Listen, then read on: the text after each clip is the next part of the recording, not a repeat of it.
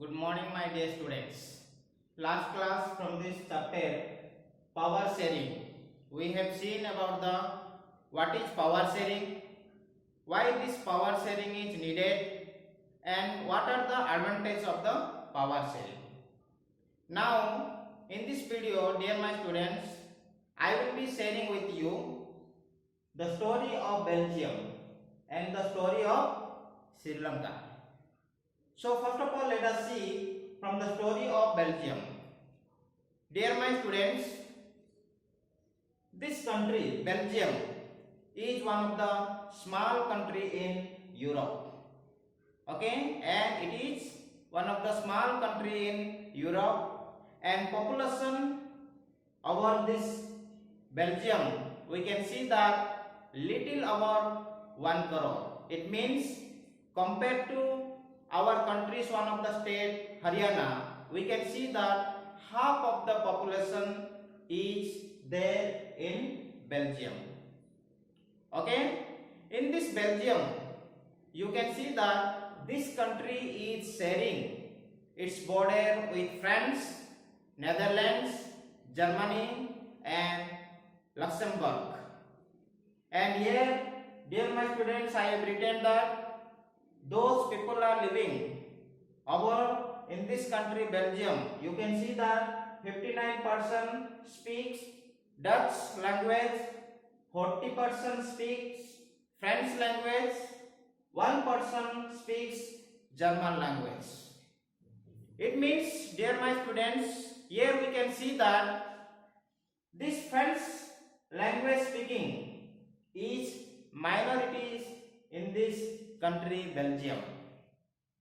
Even though this minority community is the French speaking people, and we can see that this community become a rich and powerful later on, and they got the benefit of economic development and education. Because of this one, even though in these Belgium countries you can see that Dutch speaking communities are more, but later on when these French speaking people or communities are developed, you can see that it was created the tension between these two communities.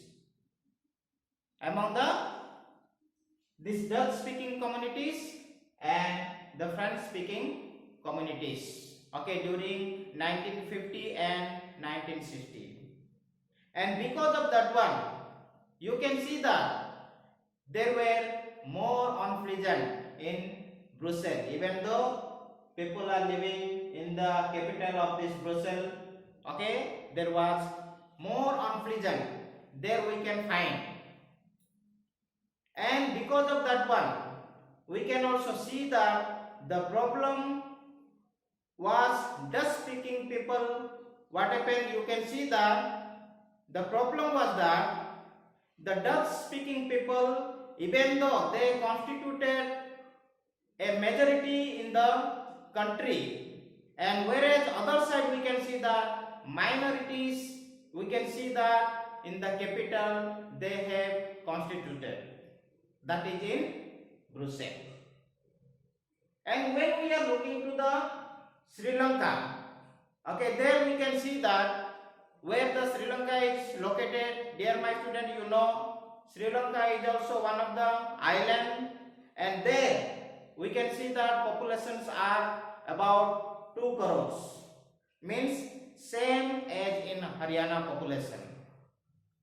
And here also we can see that in this Sri Lanka, major social groups were Sinhala speakers. They are 74%. Another one is Tamil speakers. They are 18%. And among this Tamil person also we can see that for them it is divided into two subgroups. That is Sri Lankan Tamil and Indian Tamil. What I want to say is that, dear my students, please remember this one. In Belgium, okay, these Dutch communities, okay, could take the advantage. Why? Because its numeric majority is 59%. and this community could force its will on the French communities and German communities. This was the problem we can see there. And on the other hand, we can see that in Sri Lanka, the Sinhala is the majority. Okay, and these Tamil speakers are in minority. And these Sinhala communities, what happened? They were enjoyed and even bigger majority because of they are having the bigger majority. And this majority or this community could impose its will on entire country. So this was the problem we can find from the story of Belgium and from the story of Sri Lanka. Dear my students, this is the one of the portion I have said you. Watch continuously in next video so that it will be understood by you clearly. Till then, if you are having any doubt, you can message me, it will be clarified to you, student. Thank you, student, for watching, and we will meet you in the next video.